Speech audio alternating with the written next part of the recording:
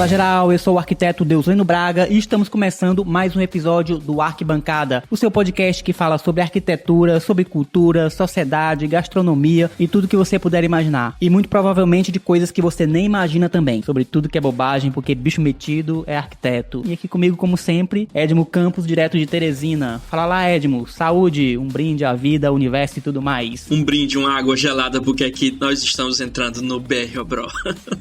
Vai virar Europa. Nunca. O calor lá tá pegando, bicho, tá louco. Ah, é verdade, cara. Tá uma loucura. É o mais próximo que eu vou chegar da Europa. Da Europa, é o calor do BR Pro de Teresina. É. Torcemos para que não seja. Tá bem quente, cara, ultimamente aqui. Imagino, não, eu sei, na verdade, né? Vivi um bocado de tempo aí, eu senti na pele, literalmente, nos órgãos internos. Ele sempre fala, cara, BR bro is coming, né? E aí finalmente chegou, né? Aí eu não é o rei da noite, é o rei do dia, da noite, da tarde, da madrugada. Toda hora. 8 horas da noite, 30 e tantos graus. Caramba, meu Deus, que inferno. Ai, ai. Falando em calor, né? Tô assistindo aí a série House of Dragon. Já, não vi nenhum episódio ainda não. Spin-off de Game of Thrones. Tô gostando, cara. Tô achando até melhor. Do que Game of Thrones? Exatamente. Ah, deve ter outra pegada, né? É sim. Já tá vendido, né? Assim, de certa forma, o formato. Sim. Falar em calor, né? Falar em dragão. Falar em Teresina. Dracarys. Dracarys na sua cara toda hora. E é isso. O que é que você conta de novo também por aí, em termos de série? Rapaz, eu terminei de assistir Sandman. Sandman ainda não terminei. Já tô na metade. Pois eu gostei bastante, achei a adaptação muito boa. Neil Gaiman tá junto da produção, isso aí fez toda a diferença pra mim. Que é o autor dos quadrinhos, Isso, né? que é o autor dos quadrinhos. O Jonas, né, que trabalha aqui com a gente, até falou, cara, vocês deveriam ter feito um episódio exclusivo do Sandman, né? Em relação à arquitetura. Quem sabe a gente não faça um dia, né? Ele já se elegeu aqui como convidado. Ótimo, nem gosta de filosofar, o Jonas. Achei bem interessante o que ele falou em relação à arquitetura pra representar os espaços, o inferno, enfim. Sim, é bem legal. O Sandman é muito completo, cara. É muito complexo também. Foi um dos primeiros quadrinhos que eu vi que quadrinhos poderia ser filosófico, poderia ser muito além daquela história de bem contra o mal, que é algo que não existe em Sandman. O próprio Sandman e seus irmãos os Perpétuos são conceitos, são manifestações antropomórficas de coisas que a gente nem consegue definir direito como seres humanos. Como, por exemplo, a morte. Isso é muito interessante. Eu adoro o quadrinho. É tanto que a gente gravou, né? 2 episódios. Sobre quadrinhos e arquitetura, não sobre Sandman. Aliás, um episódio duplo, 17A e 17B. Se você ainda não ouviu, entre aí no seu agregador de podcast favorito e ouça esses 2 episódios que estão muito legais. E falando de episódio também legal, o último episódio a gente teve ótimos feedbacks falando sobre os desafios em levar um escritório de arquitetura, né? Foi muito bom, foi muito legal. Infelizmente o Deusleno não pôde participar, vocês perceberam? Sim, problemas técnicos, gente, acontece. Infelizmente, dessa vez não estive. Nossos convidados, o Flávio e o Anderson, já estavam com o Edmo na Básico, quando eu tive meu problema de queda de energia aqui em Parnaíba. E como essa gravação já tinha sido adiada algumas vezes, a gente decidiu que era melhor tocar o programa. E ficou um programa excelente. Aí eu não podia desmarcar mais outro. E pra falar de escritórios não vai faltar oportunidade. Na próxima eu estarei lá com vocês. Eu acho que é um tema que não se esgota, né, cara? Toda pessoa que vir aqui conversar sobre o escritório de arquitetura vai ter uma história diferente pra contar, né? Sim. E também não abordamos todas as modalidades, né? De trabalho, de maneira de trabalho, de escritórios também. Então tem muito papo ainda pra gente falar a respeito. Exatamente, o home office, por exemplo, né? E então, se vocês quiserem que a gente fale mais sobre escritórios de arquitetura e modalidades de trabalho em arquitetura, mandem mensagem. O Instagram tá bombando. Entra lá no Instagram, @arcbcd, e entra em contato com a gente por lá também, se for um canal mais rápido aí pra você. Deusleno, e as eleições, cara? Sim, estamos aí em pleno clima de eleições, tudo pegando fogo, Dracarys. Novo. De novo, Dracarys. Tem gente soltando fogo pelas ventas. Pô, tu assistiu aí o debate? Por isso que eu lembrei de Game of Thrones. O negócio agora pegou fogo, viu, cara? Pegou fogo, tá? Será que a gente vai sobreviver, meu querido? Amigo, eu quero estar longe desse Porto Real aí. Ai, quero estar em Essos, quando tudo acabar. Cara, muita briga e pouca proposta, como sempre, né? É verdade, mas é isso aí, né, cara? Mas tô com esperanças, né? Esse Brasil louco aí tá fechando alguns ciclos, terminando algumas histórias. E ainda temos esperança, é a promessa de vida no meu, no seu coração. Ele tá hilário hoje. Pô, eu tô voltando aqui, tô novinho em folha.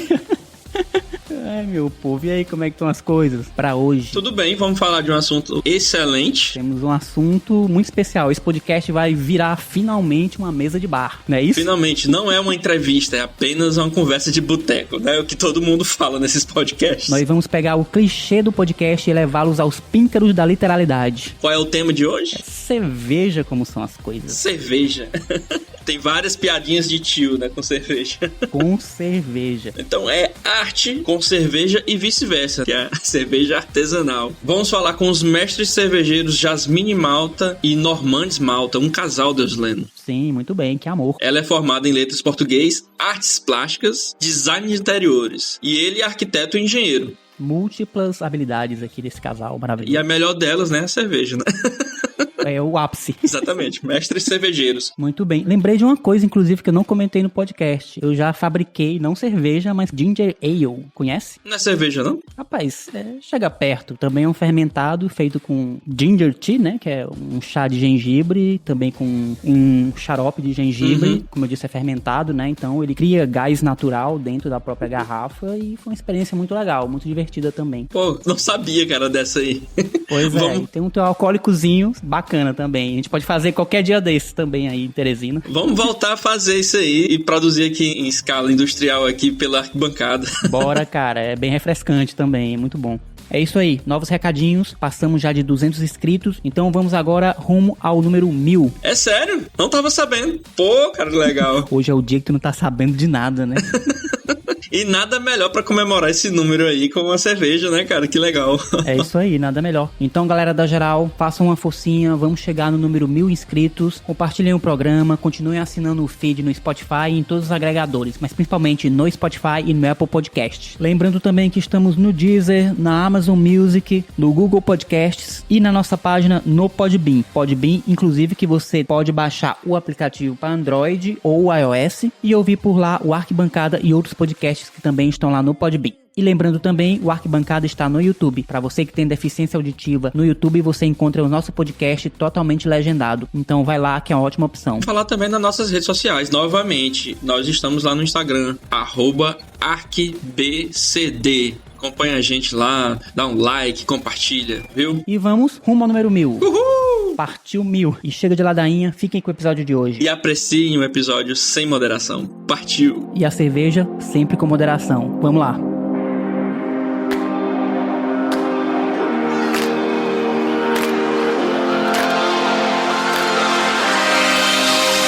Mas antes de começarmos, Edmo Campos, quem é parceiro do Arquibancada? Básico Escritório Compartilhado. Você, arquiteto, designer ou profissional liberal, precisa de um espaço para realizar seu trabalho com conforto e toda a estrutura? Venha conhecer nosso coworking. Vá lá e desfrute das facilidades do mundo do coworking. Básico. Um espaço de criatividade e experiências. Sua próxima estação está aqui. E para maiores informações sobre Básico Escritório Compartilhado, os links e contatos estarão na descrição do episódio.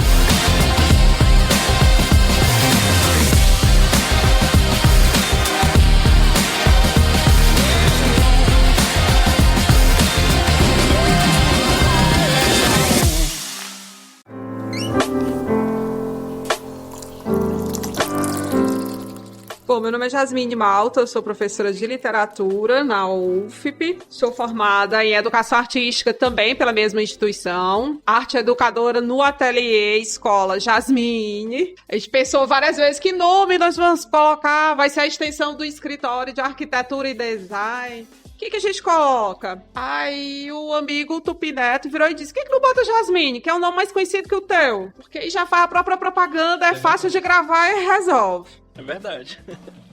Sou também designer de interiores e há alguns anos entrei nessa ideia junto com a Normandes de produção da cerveja artesanal. Mas peraí, mas conta um pouquinho dessa tua passagem pelo design, que aqui é um bate-papo sobre também sobre arquitetura, sobre arte, então isso interessa muito. E muito. Quando eu fui fazer o vestibular, eu pensei, vou fazer decoração de interiores. Na época, só existia na Bahia. Aqui ainda não tinha nenhum curso de arquitetura. Antes de letras. Antes de letras, né? E eu fui buscar as instituições onde era que eu podia estudar. Eu já namorava com Normandes. Não vou embora, morar longe, vai dar certo, namoro à distância.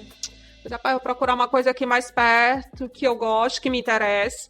Pensei no direito, fiz 3 vestibulares para direito, fui aprovada no de letras. Passei, fui seguindo a carreira na área da literatura, especialização, mestrado, tentativa de doutorado. Surgiram as graduações em design de interiores aqui em Teresina. Sim. Mas, pois é agora. Então já era um sonho antigo, né? Era um sonho antigo. Eu matei um pouquinho dessa vontade quando o SESC lançou a primeira turma de decoração de interiores. 1996. Nossa. Mas era um curso voltado para o trabalho comercial. Então era para você aprender a fazer vitrine, organização de loja. Acho que eu lembro dessa época. Eu acho que a Marta, colega nossa lá de Parnaíba, se não me engano, ela fez esse curso de vitrinismo. E ele era muito bom. Eles completaram Professora depois. Ângela Braz, Era dava aula Ângela? lá. Era. A Ângela foi minha professora. Maravilhosa. Olha que legal. Inclusive foi ela que me incentivou a fazer artes. Olha aí. E desse curso ficou à vontade, ficou aquela formação para o comércio, né, que ela é muito prática. Ainda era uma coisa bem do início. pouco se compreendia, inclusive, sobre o próprio trabalho do design, Exato. designer de interiores. Nós até sabíamos do que arquiteto, tinha uma né? associação, a ABD, mas ela não aceitava, por exemplo, quem se formava pelo SENAC ou pelo SESC, por conta dessa questão do voltar para o comércio. Era um curso bem técnico, Não né? era de projeto. Isso, era bem técnico. E bem prático de montagem. Aí eu complementei com paisagismo, Feng Shui, iluminação. Só.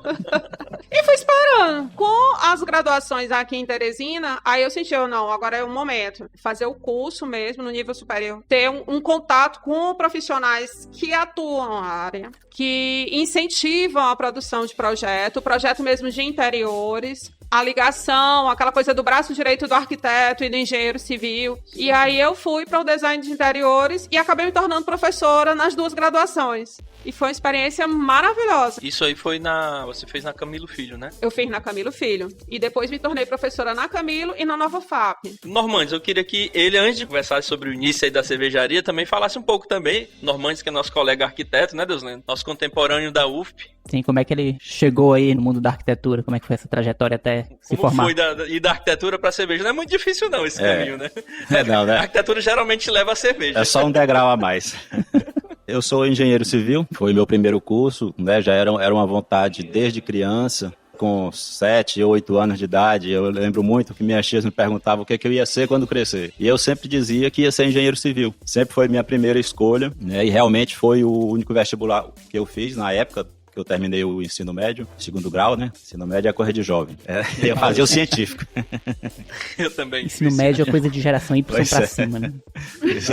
Exatamente. Aí fiz. Só que eu também gostava muito de arquitetura e nas aulas de engenharia tinham só 2 cadeiras de projeto. Eu gostei bastante e disse, não, um dia eu vou fazer também arquitetura. E 10 anos depois de formado na engenharia... Você já tinha 10 anos de engenharia? Caramba! Já. Eu me formei em engenharia em 94. A engenharia é um dos primeiros cursos, né? Que chegou aqui ao Piauí, né? Pela Federal. Se eu não me engano, Ele é bem antigo. É para formação do CT, Primeira Foi o engenharia. primeiro curso do CT e logo, eu acho que veio junto com a agremensura. O agremensura veio um pouquinho depois, né? Foram os 2 primeiros cursos do CT. Então, quando eu fiz arquitetura, fiz o vestibular para arquitetura, eu já tinha 10 anos já de formado em engenharia. Agora diga por que você foi fazer o vestibular de arquitetura. Bom, além de eu gostar, Jasmine queria fazer arquitetura também. olha aí. E aí, eu resolvi fazer o vestibular. A Jasmine resolveu se realizar através do Normandes. Eu resolvi fazer o vestibular para acompanhá-la. Só que aí... Ele passou e eu o destino eu passei e ela não passou. Bom, já que eu passei, eu vou fazer agora. E fiz arquitetura, gostei bastante realmente. E assim, a arquitetura e engenharia andam juntas, né? Então uma coisa pra mim foi muito bom, porque eu consegui complementar essas 2 áreas, integrar as 2 áreas numa pessoa só. É bom porque o cliente não precisa ir atrás de outro. Pô, super vantagem. Aqui se projeta e constrói. Tem os 3 profissionais que você precisa. Você tem o engenheiro, o arquiteto e o design de interiores. Exatamente. Tá resolvido. E ainda vai com a cerveja junto. Ora! Já veio a cerveja, falando da cerveja agora, já apareceu no final de 2014. A gente começou a se interessar por cerveja artesanal, conhecer novas cervejas, né? Abri um bar aqui em Teresina, o Bier Brau, que trouxe muitas cervejas de fora. Conhecemos bem. Exatamente. O Beer Brau começou a trazer cerveja de todo mundo, de todos os estilos, tá? E aquilo gerou muita curiosidade. A gente começou a experimentar e depois, olhando na internet, viu que podia fazer cerveja em casa. E pra que coisa melhor? Pô, se eu posso fazer cerveja em casa... Nossa, não sai nem de casa. Isso é uma maravilha. E aí, começando a pesquisar, eu comecei a pesquisar sobre cerveja, resolvi fazer. Depois, o interesse foi aumentando e a gente fez vários cursos curtos, depois um curso mais longo de tecnologia cervejeira na Brau Academy, uma escola de São Paulo. A gente conseguiu montar uma turma aqui em Teresina com 18 pessoas. Os professores vinham de São Paulo para cá, cada mês uma matéria diferente, e a gente fez esse curso de tecnologia cervejeira aqui. Que massa, cara, muito bom. E atualmente eu estou concluindo um curso superior de produção cervejeira, EAD, pela Unicesumar. Já estou me graduando realmente, agora é um curso superior no final desse ano, em produção cervejeira. Agora eu vou virar realmente o mestre cervejeiro formado. Pô, legal, muito massa, Olha cara. aí. Eu tenho uma dúvida, qual é a diferença entre mestre cervejeiro e sommelier de cerveja? É assim que se fala, não sei. Bom, o mestre cervejeiro, ele é o que produz a cerveja. Ele elabora a receita, ele faz a produção da cerveja realmente. Faz a alquimia da cerveja. Faz toda a alquimia da cerveja. É o responsável técnico que assina a receita. Faz toda a alquimia, realmente. E o sommelier, ele é um expert em sabores. Ele não produz a cerveja, mas ele entende todos os estilos de cerveja, sabe conversar sobre cada um. Não, essa cerveja é mais lupulada, essa é maltada, essa é cítrica, esse é um estilo americano, é da escola belga. Então o sommelier é exatamente como tem no vinho também, o sommelier de vinho. Ele é o especialista de todas as qualidades e características sensoriais, físicas e de apresentação da bebida. Exatamente. Sim, ele é, digamos, é aquele cara que, digamos, vai ser seu consultor para uma degustação, no caso? Sim. Para uma harmonização, né, que chama, né? É a pessoa mais indicada. É o sommelier, esse cara que dá a dica, ó, isso aqui combina com peixe, isso aqui combina com carne. Inclusive o processo de montagem dos cardápios, quando a gente elabora as receitas das cervejas, não é? E aí você vai pensar quais são os pratos que podem acompanhar. É o momento que entra o sommelier, que aí é onde ele vai indicar. Isso é que se chama de harmonização, né? Isso. E o sommelier, ele pode também ajudar na fabricação, quando você cria uma receita nova e quer trazer mais esse sabor, mais esse aspecto, mais essa textura, alguma coisa assim? Sim. O sommelier, ele entra junto na fabricação para estabelecer realmente os sabores que aquele estilo de cerveja deve ter. Você vai... Não, esse estilo aqui, ele tem que ser mais maltado, mas tem que ser um puxado de caramelo, um pouco de toffee. Então, o sommelier entra nessa indicação até para você ver os melhores ingredientes para aquela cerveja, para que saia exatamente como você quer. Sim. A cerveja é aroma, é sabor, é gosto, é sensação na boca, como essa cerveja vai, que é justamente o que define o corpo da cerveja. Essa sensação da cerveja na boca. Ela entra mais fina, ela é mais encorpada, ela é mais densa. Tudo isso, a cerveja, ela tem que aguçar todos os sentidos. A visão, ela tem que ser bonita, tem que ter uma cor bonita. O tato, através da língua, a sensação na boca. O gosto, tudo isso tem que estar envolvido na cerveja. Persistência de espuma, todos esses detalhes. Tanto que quando a gente entra em concurso, a banca ela é formada mestre cervejeiro e sommelier de cerveja. Caramba, eu nem lembrava. Tem concurso? Tem concurso, sim. Tudo tem concurso, né, cara? O ser humano é competitivo em todas as áreas. O concurso é interessante pra gente ter esse retorno de pessoas que não estão acostumadas com a nossa produção. Sim. Acho que pra trocar experiências com os produtores também, né? Exato. Sim. Você tem todo... né? Você tem um retorno profissional, não é retorno técnico. Muito bom. Exatamente. Muito legal. Muito bacana todo esse processo, né? Então você não necessariamente precisa ser um mestre cervejeiro para ser um sommelier. Não precisa. O Normandes, como já é arquiteto e engenheiro, talvez ele acabe sendo sommelier também, né, Normandes? Qualquer hora dessa. Eu não fiz o curso de sommelier. É claro que já são 7, 8 anos que eu faço cerveja, já tenho uma experiência, já consigo identificar vários estilos e tudo. Então, mas sommelier mesmo eu não sou formado nisso, né? Fica a dica aí.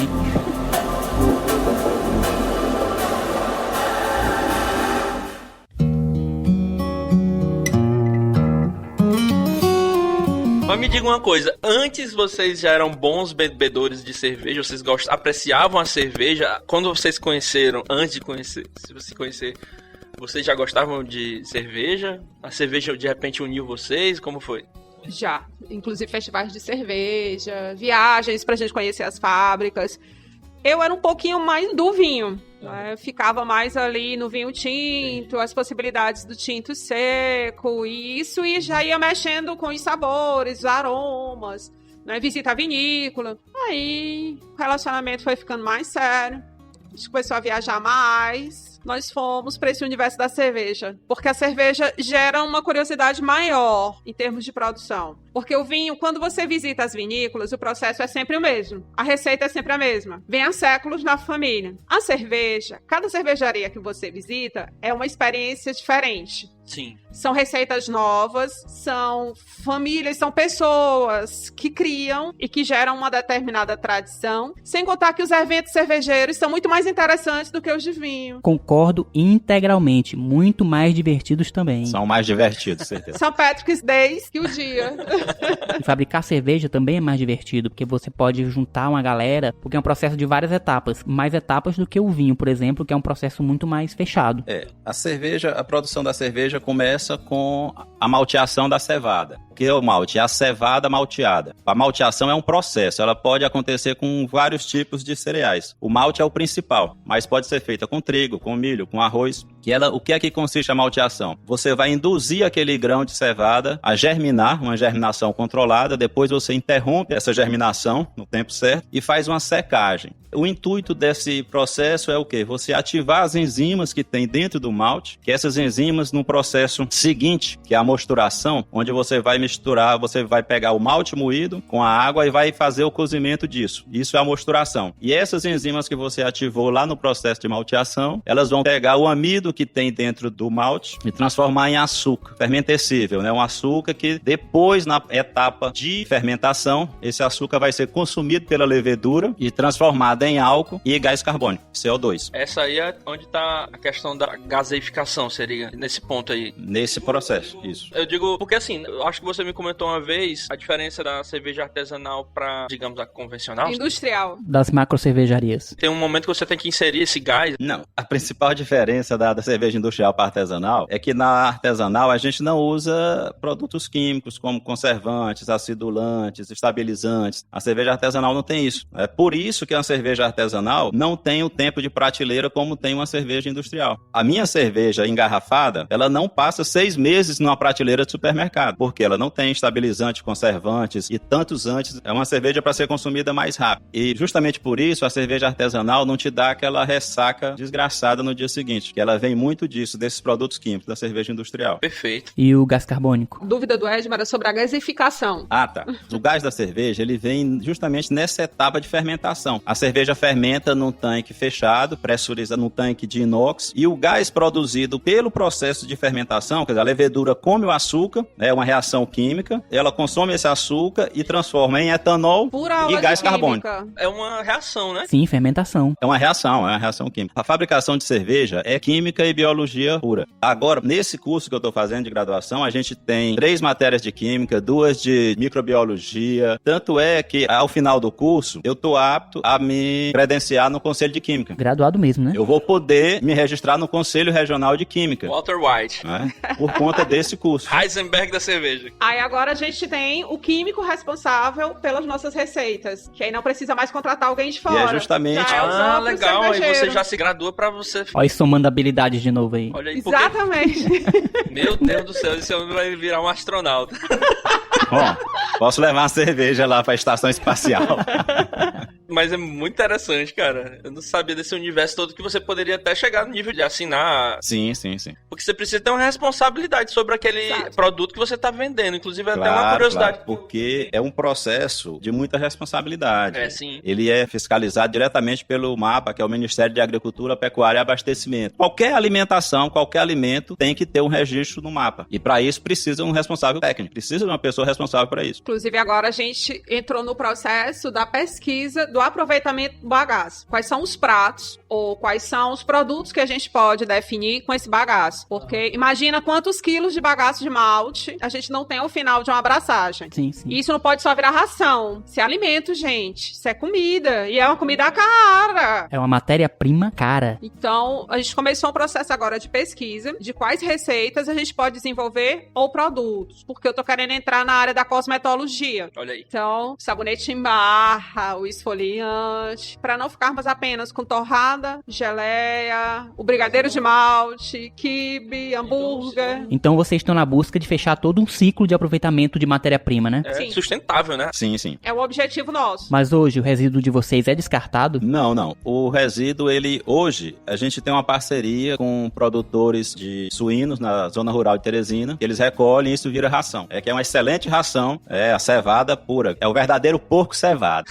Exatamente. E sempre foi assim, vocês sempre tiveram essa mesma conduta. Sim. Cara, que interessante. Com a cervejaria Iniga. Pô, legal, muito bom. Olha, a gente já poderia também fazer parte da série de programas de sustentabilidade aqui, viu? Poxa, tranquilo. A gente fez uns 2 programas aí sobre iniciativas sustentáveis e essa aqui, com certeza, é uma delas. Uma coisa que sempre me angustiou, olhar aquele saco de resíduo. Meu Deus, isso aqui vai virar o quê? O que eu posso fazer? Vamos fazer o pão artesanal. Ok. Aí o pão eu faço a torrada. Posso fazer a geleia. Fui pesquisando as receitas. O brigadeiro. Ok. A carne de hambúrguer. O quibe. Eu fiquei, mas só isso. Será que não tem mais coisa que a gente pode fazer? Porque ele sai dali totalmente úmido. Aí, no processo de consultorias, de orientação, de pesquisa...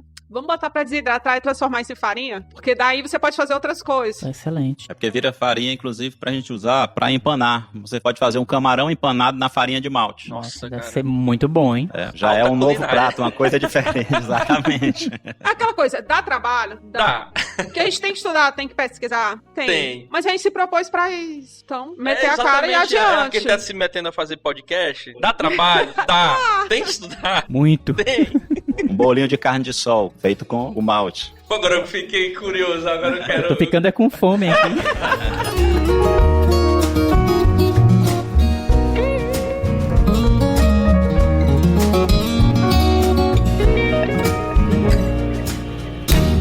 Me explica mais ou menos onde é que entra o lúpulo aí, não é porque eu gosto dessa cerveja lupulada. Qual é a função dele também, né? O lúpulo, ele é uma flor e ele entra justamente no processo de fervura. A indicação do lúpulo é o quê? Ele vai dar um amargor, quem confere o amargor à cerveja e também diversos outros sabores, dependendo da região de onde esse lúpulo é produzido. Um lúpulo americano, geralmente, eles trazem aquele sabor mais cítrico, que justamente das apas e das ipas. Por isso ela tem aquele cheirinho característico. Maracujá, laranja. Ninguém adicionou nada disso.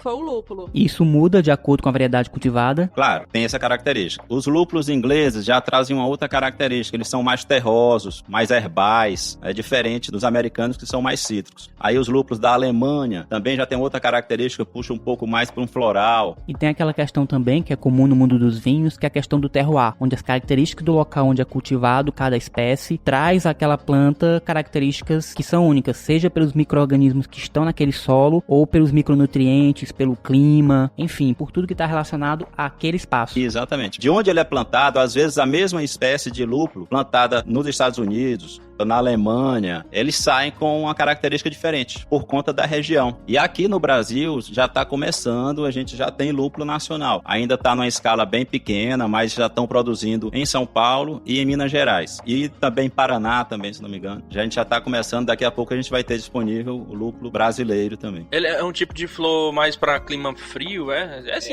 né? É de região fria, realmente. Então, coitado, o Nordeste não vai... Só pode pegar uma incidência solar em determinada hora do dia. Muito delicado. Agora, uma curiosidade histórica. A primeira tentativa de se cultivar lúpulo no Brasil, ainda no século XIX, foi em Caxias, no Maranhão. Foi. Poxa, bem aqui. Verdade. No país Maranhão. No país Maranhão já tentaram fazer isso. Não se adaptou muito bem por conta justamente do lúpulo precisar desse clima mais frio. Porque não é só o calor, é a intensidade de sol. Então, essa incidência, poxa, Nordeste, a nossa luminosidade é imensa. Então, É uma altíssima. planta que só pode pegar, no máximo, 6 horas de luz a tantos graus por dia, não estava rolando. Hoje em dia, a gente, com a engenharia genética, isso já modifica um pouco, Sim. né? Porque os cientistas já conseguem adaptar uma espécie ao clima brasileiro, né? Já tá tendo isso. Vai melhorar. Ah, quer dizer então que é em função dessa engenharia genética que está tendo viabilidade de se produzir um lúpulo 100% nacional, 100% brasileiro. Isso. Sim. Muito bom, tecnologias. Porque você tem uma planta com a resistência e uma adaptação muito grande ao clima, ao nosso paisagismo, entrando na história. Entender a vegetação. E muitas cervejarias gostam de usar o lúpulo no rótulo das suas cervejas, que é justamente aquela florzinha em forma de cachinho. Aquela da florzinha florzinha. verde. verde, né? Isso. É aquilo ali. Ela tem um formato de cone, como se fosse assim, um abacaxi. Tem aquele formatinho, aqueles desenhos Sim, parecidos sim. com a casca casca de abacaxi. É uma florzinha verde, um conezinho. Quando a gente coloca na mão, é a delicadeza do canapum. Daquele mesmo tamanhinho. Qual o tamanho? Pequenininho, né? Pequeno, assim. Cada florzinha é pequena. Tamanho de uma siriguela. Sim. Então ele é que confere esse aroma, né? Aroma e amargor. O amargor vem do lúpulo, né? E aroma também. Tem cervejas que as pessoas fazem uma adição em outra etapa, né? Do lúpulo também. O lúpulo, ele é colocado na fervura, para o lúpulo de amargor. Mas a gente faz também, algumas cervejas, tem um processo chamado dry hop. Isso, é aí que eu quero chegar. Onde a gente faz a adição de lúpulo já dentro do tanque de fermentação da maturação, que são justamente as IPAs e as APAs. Elas pedem esse processo. Para que serve esse dry hop? É para conferir mais aroma para a cerveja. O lúpulo do dry hop, ele não acrescenta mais amargor. O amargor é só o lúpulo acrescentado na fervura. Pelo menos pelo nome aí é seca, né? Que já é um período pós Isso. o caldo. Quando ele é acrescentado já no dry hop, ele só confere aroma. Aquela cerveja que você abre e sente, aquele maracujá explode, assim, Meu né? amigo, tem umas apas que você, olha, eu juro que é perfume. Dá vontade de pegar e colocar aqui no pescoço aqui e sair da rua. Sim, exatamente isso. Uma outra curiosidade do lúpulo, aqui o lúpulo, ele é primo da maconha, é da mesma família. Sim, sim. Certo? O que será que é tão gostoso?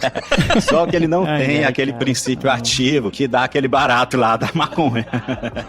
Exatamente. Tem canabidiol, mas não tem THC. O Né? óleo Mas essencial é- dele não dá barato. São da mesma Tem um família. chá. Óleos essenciais. Mas ele ajuda no barato da A cerveja, sim. Então tá compensado. Oh, sim.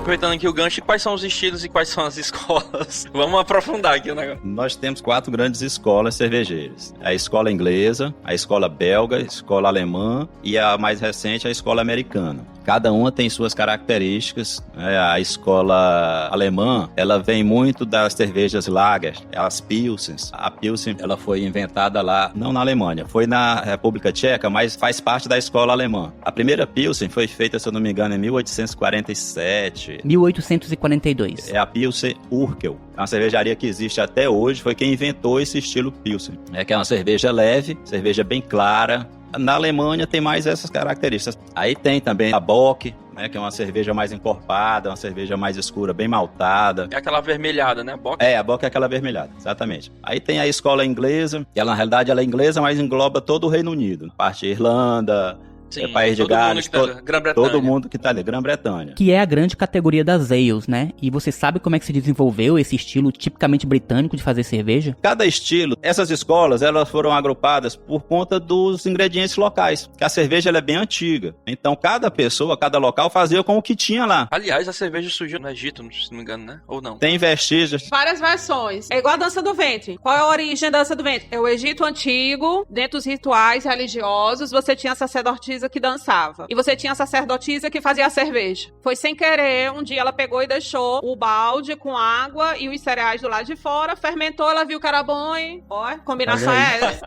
Tem registros de cerveja há mais de 6.000 anos, na Suméria. Suméria e Egito, por onde começou, mas em torno de 6, 7 mil anos tem vestígios já de cerveja. Então, em cada região, voltando aí pra Inglaterra, Cada região fazia, então aquilo ficou característico da região, né? Porque cada um fazia com o que tinha no local. Eu perguntei principalmente porque os ingleses não tratam como beer, né? Eles tratam mesmo é como ale, a cerveja deles. Sim. A cerveja, ela tem 2 grandes grupos, as ales e as lager. O que diferencia isso? É o micro-organismo que fermenta cada tipo de cerveja. É a levedura. Tem a levedura ale, que é uma levedura chamada de alta fermentação, ela fermenta em temperaturas mais altas, e a levedura lager, de baixa fermentação, que ela fermenta em temperaturas mais baixas. Então é o que diferencia as cervejas. Dentro da ale existem infinitos estilos. Dentro das lagers também. São vários estilos, ale e lager. Entendi. Então, basicamente, é uma questão da levedura, que é de alta fermentação, e a outra de baixa fermentação, que dão as características nesses 2 grandes grupos de cervejas que existem. São os 2 grandes grupos de cerveja. A Inglaterra, ela produz mais cervejas ale, né, de alta fermentação. Já a Alemanha é mais lager. Tem um terceiro grupo ainda, que é de cerveja de levedura selvagem. É que essas já são fermentadas em tanques abertos. Sim. São cervejarias, né? A Bélgica faz muito isso. O tanque que fermenta é aberto. Então, dentro tem teia de aranha, passa inseto, passa tudo. Aquela cerveja é fermentada com o que tem no ambiente, com o micro-organismo que tem no ambiente. caramba. De qualquer coisa do ar e do ambiente que cai no tanque. Do ambiente. Nossa, interessante. Olha, e existem cervejarias na selvagem. Bélgica Natureza selvagem. bem antigas, e às vezes eles eles abrem para visitação, mas você não pode, se você mexer numa teia de aranha, você é expulso da visita. Você não pode tirar nada de dentro, porque ele tá fazendo aquilo ali há 800 anos com aquela teia de aranha e tá dando certo. Ninguém então morreu. Você não pode mexer. Se ninguém morreu, continua. Não abolir, não. Aí temos a Bélgica. A escola belga é a que mais trabalha com Esse estilo selvagem. isso, com estilo selvagem e com especiarias, adição de frutas. A escola belga ela é bem diversificada, bem aberta a novos ingredientes. Ela é bem mais experimental. Exatamente. Que é uma coisa interessante na cerveja, só fazendo um parêntese, que a gente pode fazer cerveja com tudo. Com frutas, com especiarias, com flores. Tudo pode virar ingrediente para cerveja. E a escola belga faz muito isso. Faz essa mistura e fica um negócio bem interessante. E a escola americana, ela é a escola mais recente. E o que foi que a escola americana fez? Isso é até uma visão minha. Ela pegou todos os estilos ingleses e levou ao extremo com os lúpulos americanos. Então ela pegou a IPA, que é uma cerveja inglesa, e criou a American IPA com uma quantidade bem maior de lúpulo, né? Bem Do mais... jeito que eu gosto. Também adoro. Os lúpulos americanos, que são cítricos, né? Porque a IPA inglesa ela é terrosa, ela é herbal. Que também é excelente. Mas ela fez praticamente isso. Pegou todos os estilos ingleses E levou ao cubo. e elevou ao cubo com os lúpulos americanos.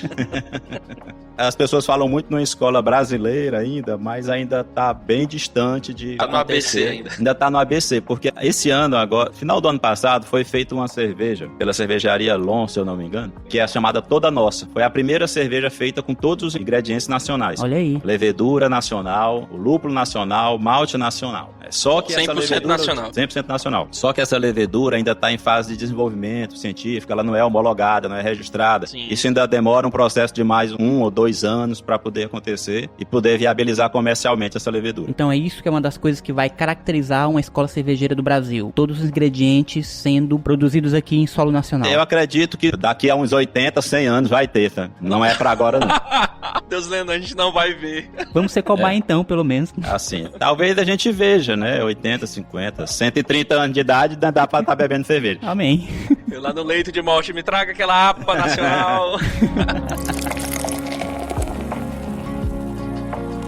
O estilo brasileiro, nós temos já um estilo homologado. 2. Tem a Catarina Sauer, que ela faz parte já do BJCP, é um instituto que registra todos os estilos, Sim. classifica e dá as características de cada um. Então o Brasil tem a Catarina Sauer e tem a Brazilian Pale Ale. Só que elas não são feitas com todos os ingredientes nacionais. É por isso que não pode ter uma escola. Pode ter o estilo brasileiro, mas para ter uma escola, aí é que eu digo que demora 80, 100 anos, aí não vai demorar muito. Porque precisa ter toda uma cultura, toda uma produção. Exatamente. O Brasil é muito jovem em De cerveja ponta a ponta, né? artesanal. Não basta só o consumidor. Tem que ter, não é só o consumidor, tem que ter toda a tradição, toda a cultura. E o Brasil é muito recente. A história da cerveja artesanal no Brasil vem aí da década de 80, os primórdios. Da década de 80? 80, 90. É muito recente. É praticamente ontem. É muito recente. Contrário do café, né? O café a gente Isso. faz parte da nossa Exatamente. cultura nacional, né? Café no Brasil já tem 3 séculos de tradição. Verdade. Mas é exatamente, fazendo esse comparativo com o café, seria Sim, mais sim. ou menos isso, né? Tornar aquele algo já parte da cultura do local, né? Exatamente. Para adotar algo de valor cultural realmente reconhecido dentro do Brasil e no exterior também. Exato. Muito bom. Bom, legal. Bom, e vocês têm uma cervejaria, né, a Ininga, e como é que nasceu essa ideia? E como é que vocês estão trabalhando essa marca e esse negócio? Lá das experiências iniciais do Normândia de domingo na panela, que ele destruiu uma panela, passou um dia inteiro no fogão. Eu disse, isso não vai dar certo, esse negócio dá muito trabalho, é pouco resultado para muito tempo de gás,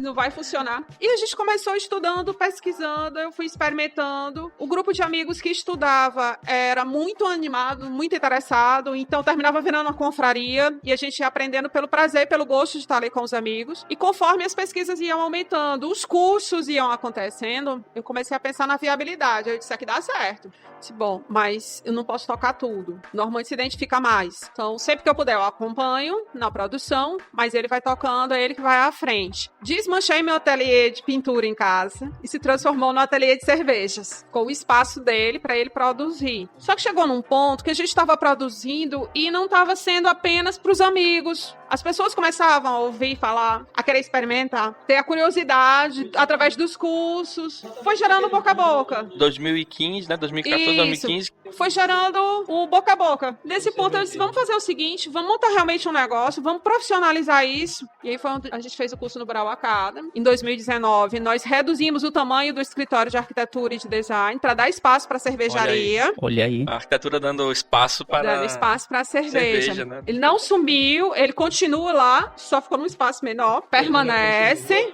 A arquitetura continua, a NJM continua ativa. E aí nós fomos para o processo de uma fábrica realmente de cerveja artesanal. A pandemia nos pegou em 2020, mas com o processo iniciado. 2021, a gente foi finalizando toda a estrutura arquitetônica, toda a parte de fermentadores, as panelas. O espaço físico. Todo o espaço físico. O processo no mapa foi tendo a continuidade, até que a gente recebeu a documentação final agora esse ano. E aí pudemos finalmente abrir para o público, portas abertas para todo mundo da casa nossa. Agora eu entendi, agora tudo fez sentido. Agora por isso, ultimamente tenho visto bastante marketing de vocês nas redes sociais. Pessoal, aqui ó, só para vocês entenderem aqui, é ligado à arte aqui, ó, a cervejaria aqui no Instagram, ó, micro cervejaria artesanal, ateliê de brejas, cheio de arte e cultura. A nossa ideia sempre foi essa, realmente. A gente tem no mesmo espaço, a gente reúne a cerveja, a arquitetura e a arte. Dentro da cervejaria, a gente tem uma galeria de arte. Tem um espaço, uma galeria permanente com obras da Jasmine expostas. Temos o ateliê de pintura e uma escola de dança também. Funciona tudo junto, porque eu acho que são áreas que se integram totalmente, né? Arquitetura, cerveja, pintura, dança, tudo isso num local só. Cara, muito massa. Muito bom, cara. É o meu lugar, né? Pois é. Nós fizemos essa organização tanto para aproveitar os nossos talentos, as nossas práticas de atividade, quando a gente otimiza o nosso dia, porque tá tudo concentrado no mesmo lugar. Sim, então a gente tem o dia das produções de cerveja, eu tenho os dias das minhas aulas, temos os dias dos nossos atendimentos de arquitetos e designers de interiores. Então fica tudo ali muito organizado. E final de semana aberta ao público, a galeria tá aberta. Ué, junta uma coisa com a outra, né? A gente poderia chamar a cerveja artesanal de culinária ou não? Culinária abraça a cerveja, não? A gastronomia abraça a cerveja. Inclusive, nos cursos de gastronomia, os alunos estudam a produção de cerveja. Ah, então eles estudam isso. A gastronomia, sim. Eles estudam, assim, não a produção em si, mas os estilos de cerveja para fazer harmonização com diversos pratos diferentes. Entendi. Porque a gente pode fazer cada estilo de cerveja, vai harmonizar com diversos tipos de comida. E interessante, nesse momento, a busca da questão das metodologias ativas, como os professores de nutrição, química e gastronomia, além, claro, administração de empresas, têm convidado a gente para trabalhar com os alunos, mostrando o que é a produção da cerveja artesanal, inclusive fazendo braçagem com eles, porque gerou uma curiosidade muito grande nesse processo e o fazer cerveja não é só mais um hobby. Uma vez inserido num contexto gastronômico, torna-se algo mais complexo. Então, o estudante de gastronomia, ele quer montar, quer fazer a sua consultoria, a sua orientação para o cliente, é uma produção de cerveja, ele tem que entender como se faz. Tem que conhecer tudo, né? Ele tem que saber quais são os estilos, quais são as escolas. É como o vinho. Ele tem que entender também do processo do vinho. O de administração de empresas, processo da empresa. E gerenciamento de bar e restaurante não é fácil. Meio pouco, mas... Fora as inspirações, né, após a degustação. Se beber, redija. Escreva, desenhe, projete. Muito bom. Olha aí, depoimento aqui de uma poetisa, né?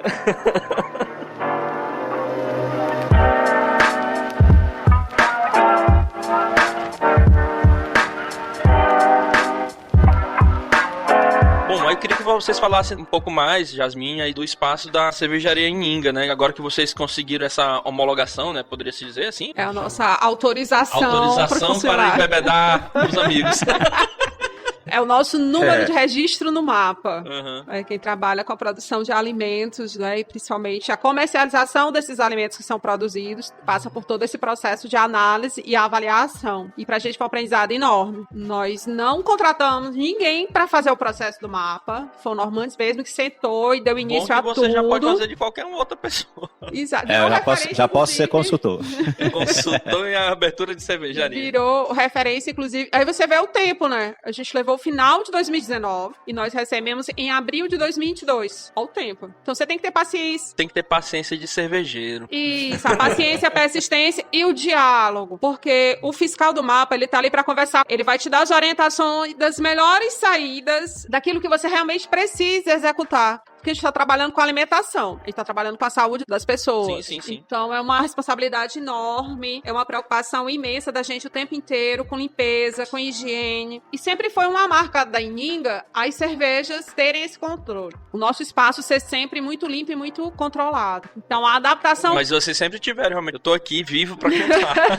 Exatamente. Eu fui um assíduo consumidor durante um bom tempo, quero voltar, né? Então... Mas vamos voltar. Todo o nosso processo de adaptação do espaço, não foi só o projeto Arquitão. A gente teve que pensar tudo, até descarte, a parte de limpeza diária da edificação, cozinha, tudo tem que estar num padrão exigido pelo mapa. É um processo de segurança para quem faz e mais ainda para quem consome. Por isso a minha preocupação de colocar logo na placa de entrada o número do mapa, a pessoa saber que ali tem registro, tá entrando seguro. E como é que é a organização do espaço de uma cervejaria aí, para quem nunca foi, para imaginar mais ou menos como é que é o fluxo, os ambientes, a disposição do maquinário, de cada processo, como é o espaço organizacional de uma cervejaria? O nosso espaço lá, eu já vou começar por aí. Distribuição. A distribuição. O nosso espaço está dividido em área social, um salão para receber justamente os amigos, a área de produção e a área de serviço. A gente tem a área de produção, ela é separada, ela tem que estar isolada. Lá no nosso caso, controlada.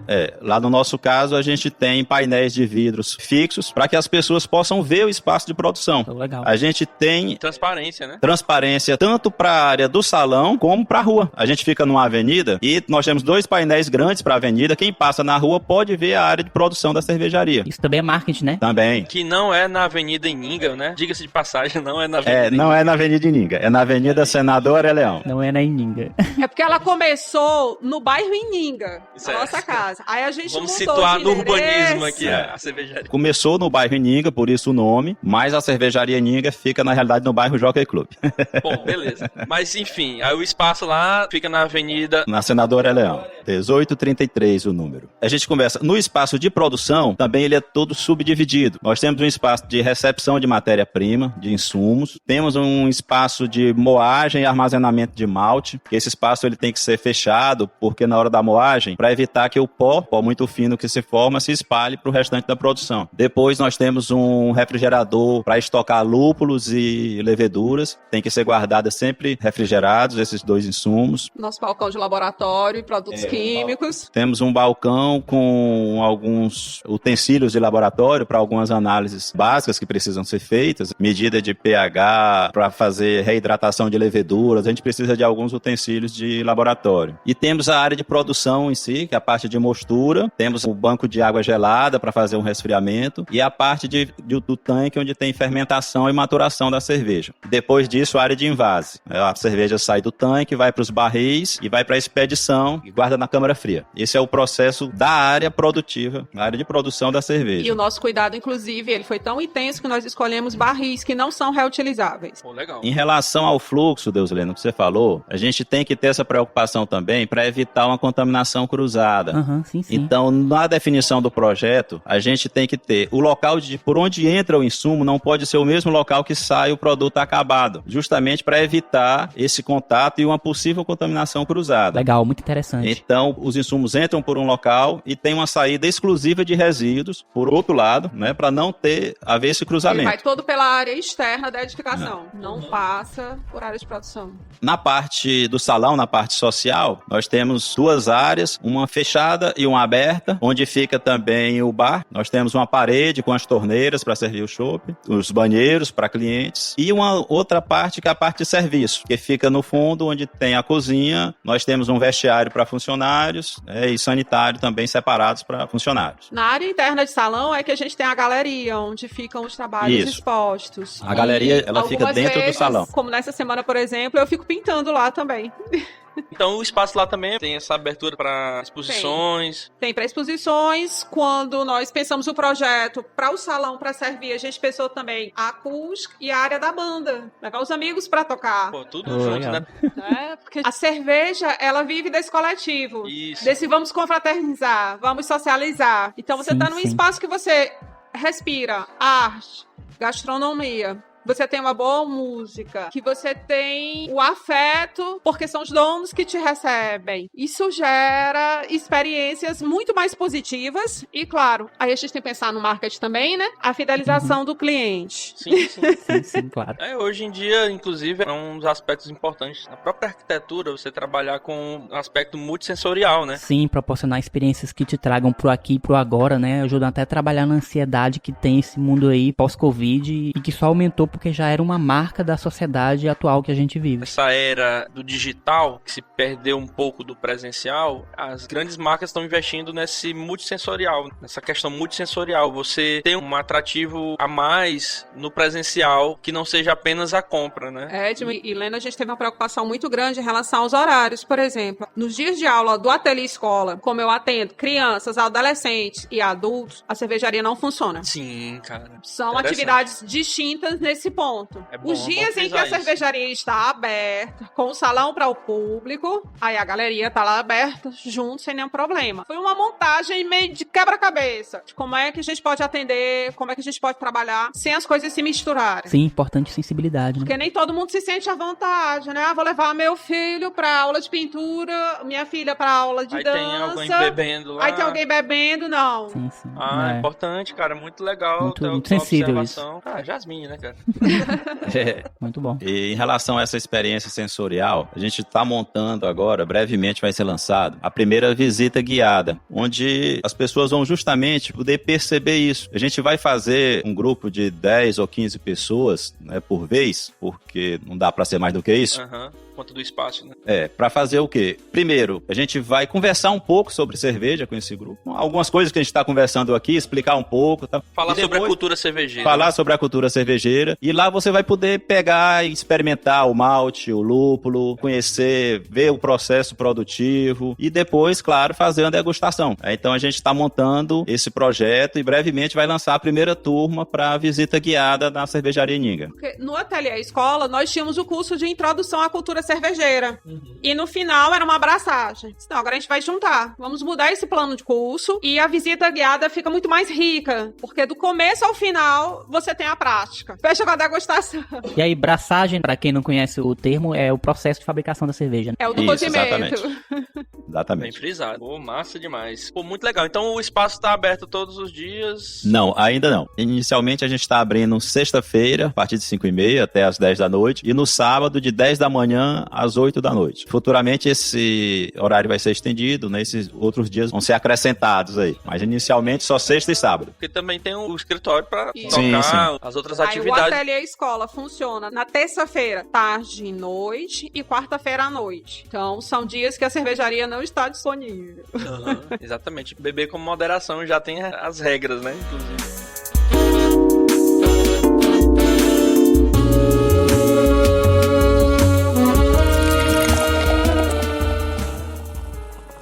Eu queria saber, assim, curiosidades, quais são as cervejas que vocês mais gostam? Isso, inclusive eu tinha essa curiosidade. Eu gosto da minha. Que o Normandes fez pra mim quando eu completei 20 anos como professora. Não foi 20 anos de UFP. Eu já provei. Já, que é a Jasmine. Já provei, deliciosa, agora eu lembrei. Essa foi uma cerveja feita pra essa oportunidade. Olha aí. É uma cerveja... Amor líquido. Um amor líquido. Literalmente esse. O nome da cerveja é Jasmine e na composição eu realmente utilizo a flor do jasmim. Eu utilizo a flor do jasmim desidratada na maturação da cerveja. Eu fiz um estilo de cerveja australiano, é uma Australian Sparkling Ale, com a adição de jasmim. Então ficou uma cerveja bastante aromática, é muito interessante realmente. E vai ser uma das cervejas sazonais que vamos ter lá na Eninga. Comercializando lá, né? Tem que comercializando lá. Tem que ter, cara, a cerveja do amor. É porque nós decidimos assim, a gente não quer aquele boom de cerveja, a cada 15 dias você tem uma novidade, não é isso. Nós temos as que são da casa e as sazonais. As da casa, você bebeu uma vez, gostei, na próxima que você vier, ela tá lá disponível. Também. Já e a sazonal, exatamente, a sazonal você sabe que tem um período determinado. É porque o público da cultura cervejeira é um público cativo. Eu, pelo menos, quando eu gosto de uma cerveja, eu continuo com ela e vou até o fim. Hoje nós temos 3 estilos disponíveis já, né? Uma American Blonde, uma Irish Red Ale e a APA. Brevemente vamos ter também mais uma IPA e uma Porter. Esses 5 estilos vão ser fixos na cervejaria. E outras sazonais, que vai ser a Jasmine. Eu estou desenvolvendo uma receita com a cerveja também com Saputi, desenvolvendo isso aí. E também cervejas maturadas com Jack Daniels. Que essa fez um sucesso danado. Você já me contou que inclusive presenteou um amigo nosso do Cal, né? Amigo nosso do Cal lá do Acre. Um amigo que gosta muito de Jack Daniels e ele me fez um desafio. Se eu faria uma cerveja com Jack Daniels. Aí eu pensei um pouco, eu disse, rapaz, eu faço. Aí desenvolvi essa receita e realmente ficou uma cerveja muito boa. Deve ter ficado muito boa. E a gente vai ter essa cerveja também lá na Ininga. Que massa, né, cara? Que legal. Mas vocês não falaram. Então a sua cerveja preferida é a Jasmine. A Jasmine da Ininga. Bom, perfeito. Já fez a propaganda. O Normans também. Mas eu queria saber de vocês do grande mercado. Do grande mercado. Do grande mercado e dos estilos. Pronto, queria entender. Eu também vou responder. De estilo, eu gosto de vários. Gosto dos estilos belgas. A escola belga pra mim é muito interessante. Nós temos Double, né? Belgian Blonde, Quadruple, são cervejas bem interessantes. Das inglesas também, Porter, a IPA inglesa. Inclusive a IPA, eu prefiro a IPA original inglesa do que a American IPA. Eu sou mais da IPA inglesa, realmente. Da escola inglesa. Eu gosto de APA. Na verdade, eu gosto de tudo. Mas... Não é nada, não. Escolhe uma. Aí só uma fica difícil escolher só uma. Aí escolher só uma realmente fica muito complicado. Mas é pra ser difícil mesmo. Eu acho que a Red Ale é sempre mais a sua cara. Eu gosto muito de Red Ale. Toda cervejaria fora aí no Brasil afora, eu sempre procuro a Red Ale realmente, porque eu gosto. É uma cerveja bem maltada, tá? Nós temos lá na Ininga. O nome da nossa Red Ale é Sol de Teresina. É o nome da cerveja. Vermelho. A nossa APA é Iguana. O nome da APA é Iguana. A nossa Porter é a Carranca. Boa. Eu vou falar, o meu é a APA. Eu gosto muito. Mas tem uma cerveja que eu curto bastante, eu gosto muito de beber de vez em quando, é a High Garden. Se não me engano, ela é belga. Se eu não me engano. Não sei. É uma Vitibia. Ela é Vitibia, né? Vitibia é um estilo belga. Eu não sou tão fã de Vitibia, mas nesse caso eu gosto muito dela. É boa aquela cerveja. É uma cerveja bem leve. A Vitibia é um estilo que vai com raspa de limão e coentro. É uma cerveja temperada, realmente. Liberdades da escola belga. A escola belga faz muito isso. Coisa bem belga mesmo, né? Isso. Bom, Deusleno. Eu também gosto muito de IPA, as inglesas mesmo. Gosto muito de cerveja inglesa, na verdade. Gosto de uma Fullerzinha London Pride também. Muito bacana, assim, pra você beber de boas, tranquilo. Mas eu gosto muito de trapista também. Espetacular. É outra coisa. Essa daqui... Orval? Caramba, essa cerveja foi uma experiência, viu? Excelente cerveja. Qual é o nome da cerveja, Deusleno? Orval. Ela é uma experiência olfativa, gustativa, cara, é muito incomum. Ela tem aquele processo de dry hop que a gente já falou. Tem também aquelas leveduras selvagens, as bretanomíceas. É uma cerveja trapista e uma das melhores cervejas que eu já provei na vida, cara. É incrível. A cerveja trapista já é uma história à parte. Aí é outra conversa. Conta que história é essa. Eu preciso saber. Eu sei que vocês vão. São cervejas produzidas por monges da ordem trapista, né? Existem, se eu não me engano, são 12 só mosteiros autorizados que tem o selo trapista. Acho que são 11. Essa cerveja aí tem um selo nela, né? Tem. Tem um selinho trapista. Esses mosteiros, tem um nos Estados Unidos e todos os outros na Europa. Exatamente. Espalhado lá na Bélgica, acho que tem na Holanda. Bélgica, Holanda. Mais Bélgica e Holanda. Mais Bélgica e Holanda. Áustria, Itália e Inglaterra. Então são cervejas produzidas dentro dos mosteiros. São geralmente cervejas de teor alcoólico mais alto, são muito bem elaboradas, cervejas são excelentes, muito boas. Muito boa. Cada mosteiro trapista tem a sua receita. Vem há séculos. Trapista porque vive em trapos, né? Exatamente, porque vivem em trapos. E algumas dessas cervejas não são comercializadas nem fora dos mosteiros. Exato. E sim. E onde foi que tu conseguiu essa cerveja aí, Deusleno? Eu comprei no Beer Brau. O Beer Brau tem. A propaganda aí. Lá no nosso amigo Alzeiro. Eu coleciono os rótulos, na verdade, mas tem algumas aqui que eu deixo a garrafinha mesmo. Tem toda uma questão de colecionador também, porque são muito bonitos, né, cara? Os rótulos são... Sim, tem rótulos lindos. Eu também fiz os rótulos da Ininga. Olha aí. Era isso o gancho. Olha aí.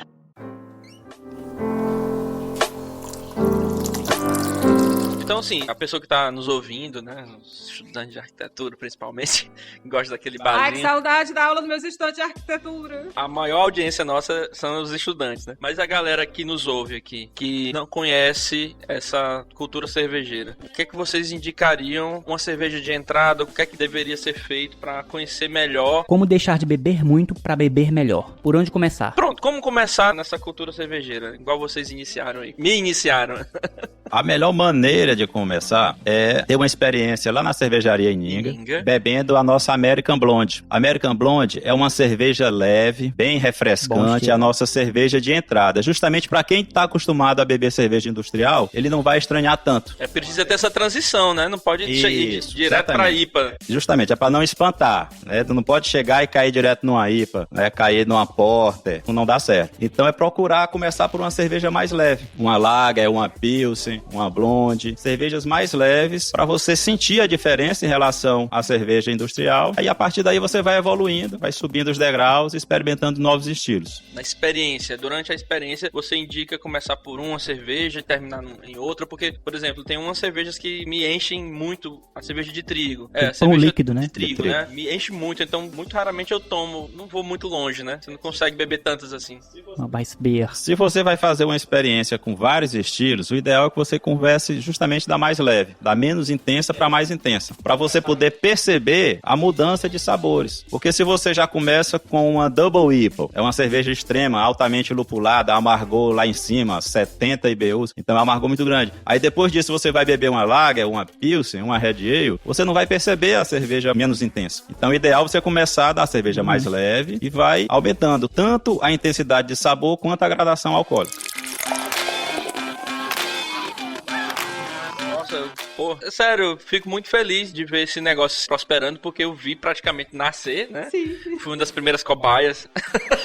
Foi mesmo. Queria ressaltar aqui que é a primeira vez que a gente traz um casal pra conversar com a gente. Legal. É verdade. A gente já trouxe amigos, colegas, mas nunca um casal, né? E super feliz de ter sido vocês, né? Que são amigos nossos aí de longa data, pra falar de uma coisa que a gente se propôs desde o início do podcast, que era pra falar sobre cerveja, né? Em algum momento a gente iria falar sobre cerveja, né, Deus lembra? Com certeza, a gente prometeu que ia falar e tá cumprido aqui. Cumprimos da melhor maneira. Sim, cumprimos em grande estilo. Promessa é dívida aqui, galera da Geral. Era exatamente o gancho desse episódio que a gente imaginava, era falar sobre esse universo da cerveja, que é algo que também a gente gosta muito e tal, mas também pudesse ter relação com a arte e com a arquitetura. E nada melhor do que vocês dois, que é um arquiteto, um engenheiro, uma designer, um artista, tudo a ver com o contexto aqui. Muito bom, fico feliz demais. Já vou fazer nossas considerações, viu, Deusleno? Vamos lá, o programa foi ótimo. Gostei demais da participação de vocês, agradeço demais a presença, e depois que eu soube aqui que a Jasmine tá acometida aí com toda sequelada da chikungunya, cara, eu fiquei até com peso na consciência de ter chamado ela no domingo, né? Pleno domingo, na hora do descanso, nessa rotina pesada que eles têm. Mas valeu a pena demais. Vamos disseminar essa palavra cervejeira para diversas pessoas e trazer cada vez mais, agregar mais em cima dessa cultura que eu acho super interessante e trazer mais clientes pra Ininga, né? E que esse papo venha também de incentivo para mais mulheres produzirem cerveja. Ótimo, bem lembrado, bem lembrado. É verdade. Porque tem uma da Ininga que é a Queen Elizabeth. Só eu faço. Olha aí. Ele não pega na panela, não. Deixa, não. Muito bom. Interessante, olha aí. Pronto.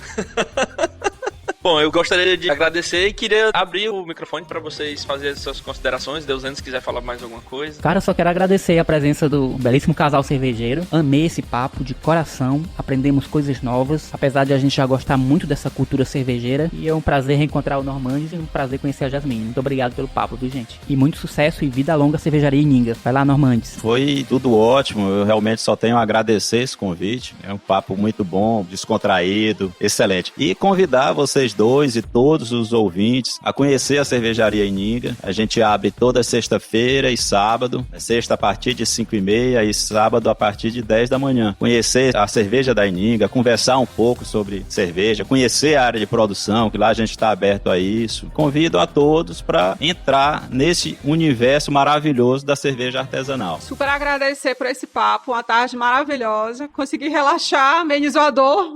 Isso é bom.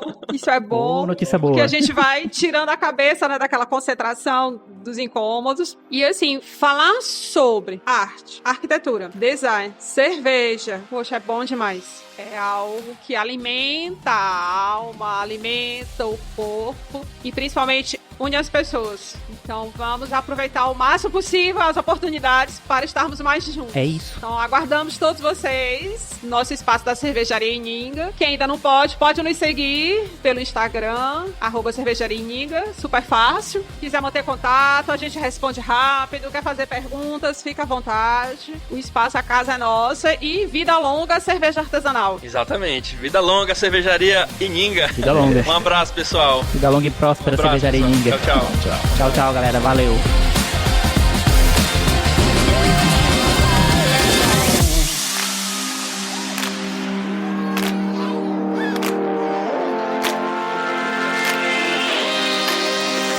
Yes,